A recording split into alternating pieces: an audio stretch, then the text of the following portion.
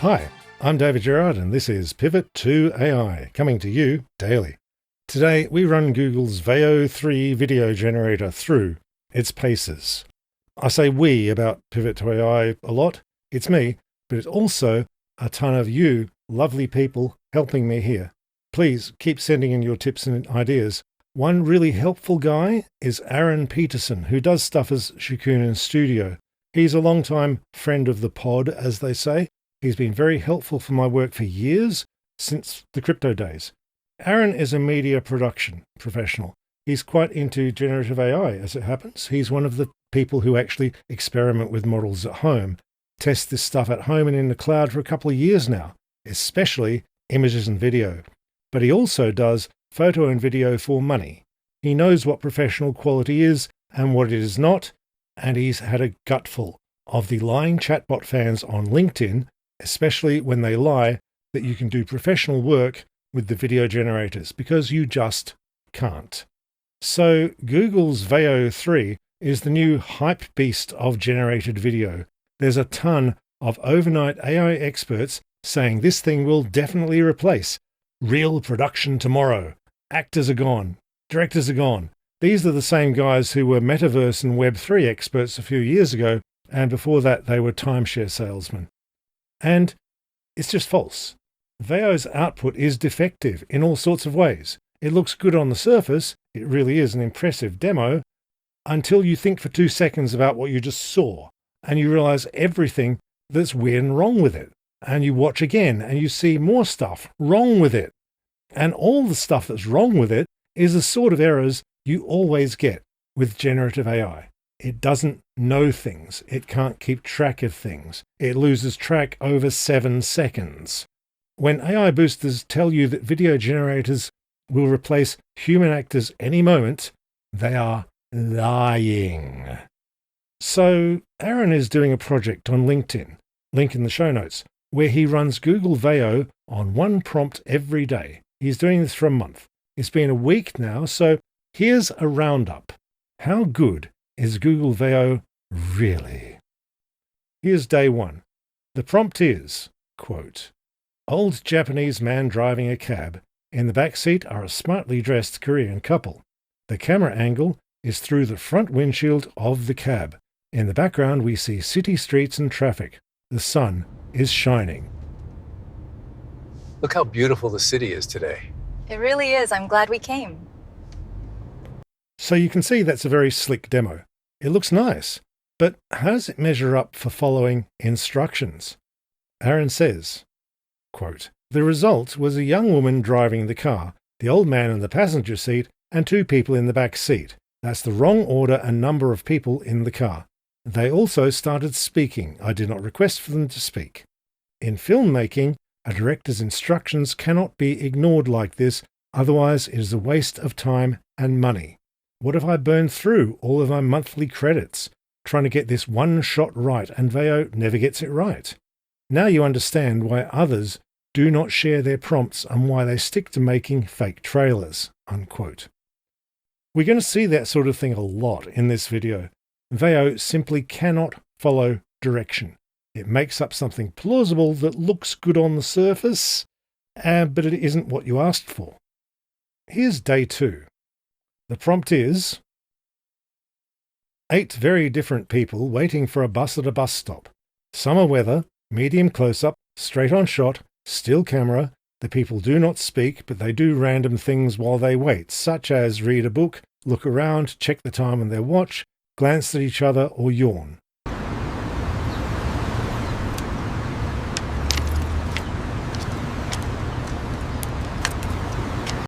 So how did this do? Nonsense text. There's a really bad random cut between 2 shots. Girl in yellow dress has 3 fingers on one hand.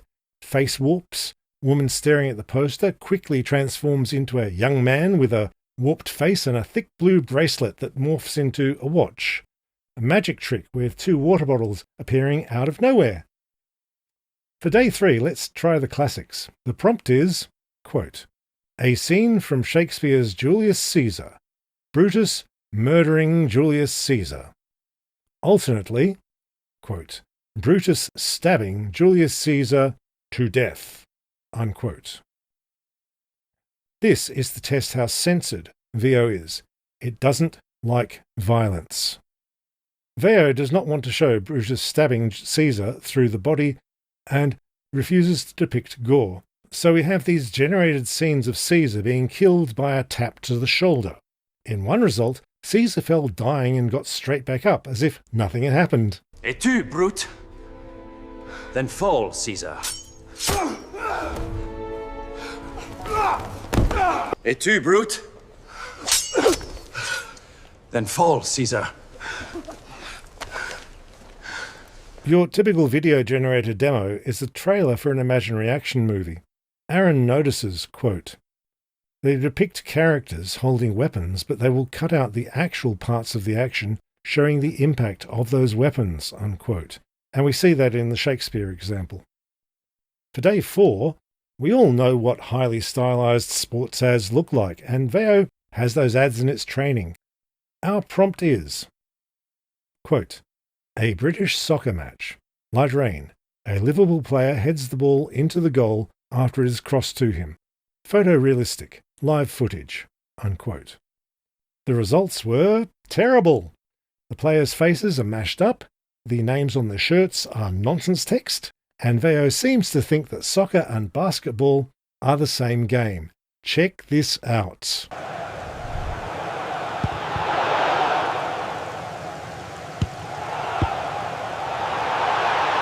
What a phenomenal header, a brilliant cross in, and he just smashes it into the back of the net. They think it's all over. It is now. For day 5, let's try sports in anime. The prompt is, quote, "Japanese anime, a boxing fight, a slim young boxer hits a big bald boxer with 2 rapid left jabs followed by a vicious swinging right hook that knocks the big bald boxer onto the ropes," unquote.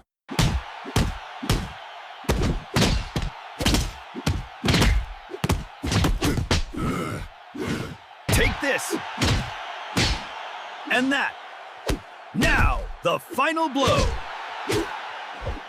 Apart from the nonsense text, Veo generated something that looks like the anime style, and you've seen plenty of ordinary animation that's just as bad at this at depicting a fight. But it doesn't follow the fight directions at all. Also, somehow they knocked each other out. Aaron says, quote, "Fixing these shots in post would be impossible. Every frame would have to be layered, repainted, reanimated, and retimed." From time to time, you will see some guys saying Veo excels at simulating animation. They are lying to you by generating many hundreds of clips with free tokens Google gave them and showing you a few of the best and most simple, unquote. For the next couple of days, let's give Veo a scene from an actual movie, like the scene from Jerry Maguire where Tom Cruise and Renée Zellweger watch a deaf couple flirting in sign language. Here's Aaron's prompt for day 6. Quote, "A silent scene. There are 2 couples in an elevator. The couple in the background are watching a deaf couple in the foreground using sign language. The deaf man says to the deaf woman, 'You complete me,' in sign language, and then they gently kiss," unquote. I won't include the original scene here, but I've put a link to it in the show notes. But AI output is not copyrightable, so here's Veo's take on the scene.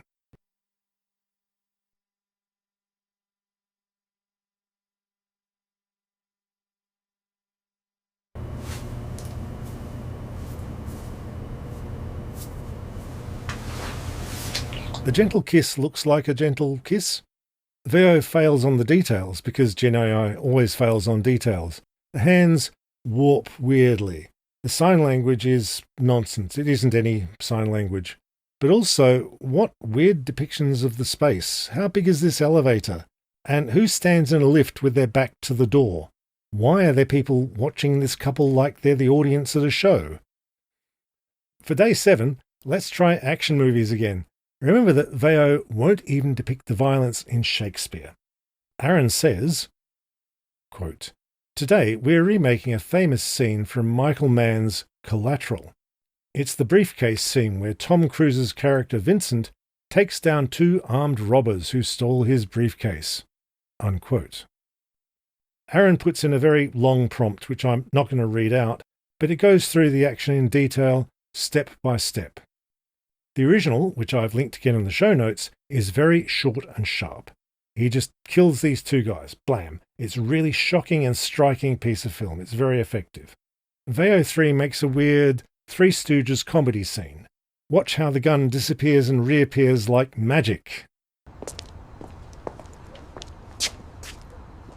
Yo, homie, is that my briefcase?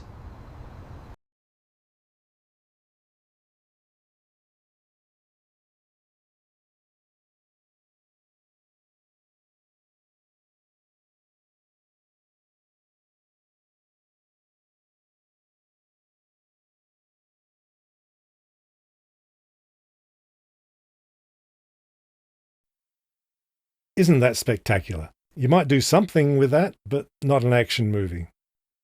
So that's the end of week 1. The key thing about this stuff is it doesn't work. You get something that looks like it came out of a good camera with good lighting because it trained on scenes with good lighting, but it can't hold continuity for 7 seconds. It can't act. The details are all wrong, and they still have the nonsense text problem. The whole history of artificial intelligence since 1955 is making impressive demos that you can't use for real work. Then they cut your funding off and it's AI winter again.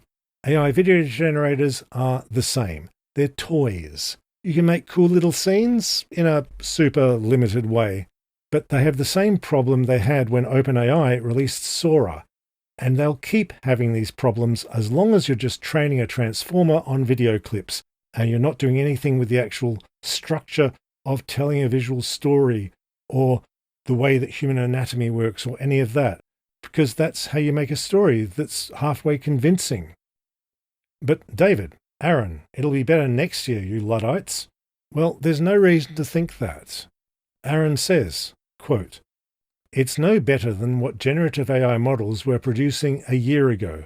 Whenever it looks like Veo 3 is a leap forward, it is because they added talking characters. But most of the issues that plagued video generators a year ago still exist today." So I'll go so far as to say that next Saturday we'll be back with week 2 of Aaron Peterson versus Veo 3.